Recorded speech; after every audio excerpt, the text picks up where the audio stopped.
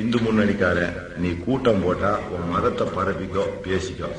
முஸ்லீம்களை இஸ்லாத்தை பேசினா மேடையோட கொளுத்திடுவான். அல்லாஹ் ரசூலுக்கு பொதுவாக சொல்லிட்டோம். அதை தடுப்பதற்கு காவல்துறை நினைத்தால் உங்களையும் சேர்த்து கொளுத்துவோம்.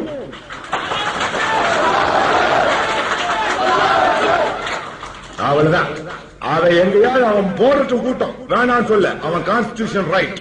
நாளைக்கே எங்க பள்ளியாசு முன்னுக்கே போடு, வேணான்னு சொல்ல. உன் மதத்தை பரப்பிட்டு போ. இந்த ராமராஜ்யம் கிராமராஜ்யம் புருடா விட்டு இருக்க உங்க ஒப்ப விட்டு நாடல்ல. நீ என்னத்தையோ பண்ணி ராமராஜ்யத்தை கொண்டு வா, நான் சும்மா போ, நாங்க வேணான்னு சொல்லல. ஆனா இஸ்லாமிய முஸ்லீம் எங்க நபிநாயகம் ரசூல் ஸல்லல்லாஹு அலைஹி வஸல்லம் பேசன என்ன ஜிகாதுக்காரங்க ஒரு பய கூட உண்டாங்க. காட்டுறவங்க தட்டுங்க, மௌத்தா போன போங்க, ஜெயில கண்ட கடங்க. அதுக்கப்புறம் நீங்க இந்த மண்ணில் வாழ்வது அசிங்கம்.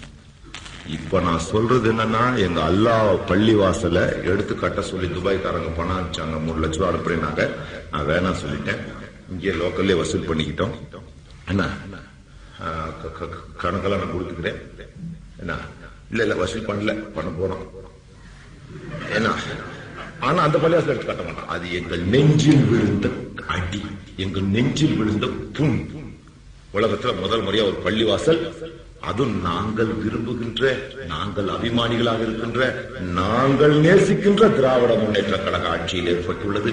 மறுபடியும் ஏற்படாமல் பாதுகாக்க வேண்டியது புலனாய்வு துறையின். மறுபடியும் நீ பள்ளிவாசல் விழுந்துருச்சுன்னா தயவு செஞ்சு என்ன மறந்துருக்க. அவ்வளவுதான். இதை நான் கோரிக்கையா வச்சேன். என்ன மறந்துடுற மாத்திரம் இல்ல, நான் எப்பேற்பட்டவன் என்பதை உங்களுக்கு தெரியும். எந்த நிமிடமும் எந்த முடிவையும் எவனோடும் தொடர்பு கொண்டு எடுக்க முடிந்தவன் என்பதை மறந்து விடாதீர்கள். அவ்வளவுதான் சொல்லிட்டேன். எனக்கு தேவை எங்களுடைய சமூக அந்தஸ்து. அவ்வளவுதான். இது திமுக காரங்கெல்லாம் நமக்கு ஆதரவு. இந்த 1-2 காவல்துறையில சில பேர் இந்த டிஜிபி ரவீந்திரனுக்கு எடுபடியா எடுத்துக்கிட்டு தெரியுறீங்க. உங்களெல்லாம் தெரியும்.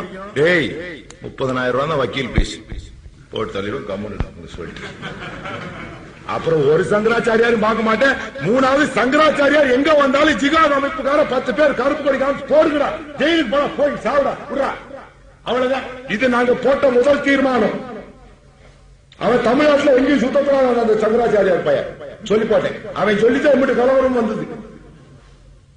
அதுதான் வேண்டி உட்போடி வடநாட்டில் உட்கார்ந்து இருக்கிற. ஏண்டா உனக்கு ஜனாதிபதி தெரிங்கிறதுக்காக எவன் தலையில மிளகாய் நினைச்சிட்டியா? மாறு கை வாங்கி போட்டு ஜெயிலுக்கு போயிட வேண்டாம், தூக்கில தொங்க வேண்டாம். ஒண்ணு பொண்டாட்டி உள்ள அழுகிறது இல்ல. நாங்கள் வாழ்வதும் வீழ்வதும் எங்கள் அல்லாவுக்காகத்தான், தெரிந்து கொள். பாரதேசி பண்டார சன்னியாய், நீ புனிதமானவனாடா. காப்பாத்திக்க முடிஞ்சவனே காப்பாத்திக்கோ. முஸ்லிம்களின் பரம வயிறு உலகம் உள்ளவரை பார்ப்பனர்கள். அது சந்திர சூரியன் உள்ளவரை முஸ்லிம்களின் கடும் வைரி பரம வைரி பிராமணர்கள், அவர்களுடைய சங்கராச்சாரியார்கள். இதை நாங்கள் எங்கள் இறைவனிடம் சத்தியம் சொல்கிறோம். யா அல்லாஹ், உன் மீது ஆணையிட்டு கூறிக்கொள்கிறோம்.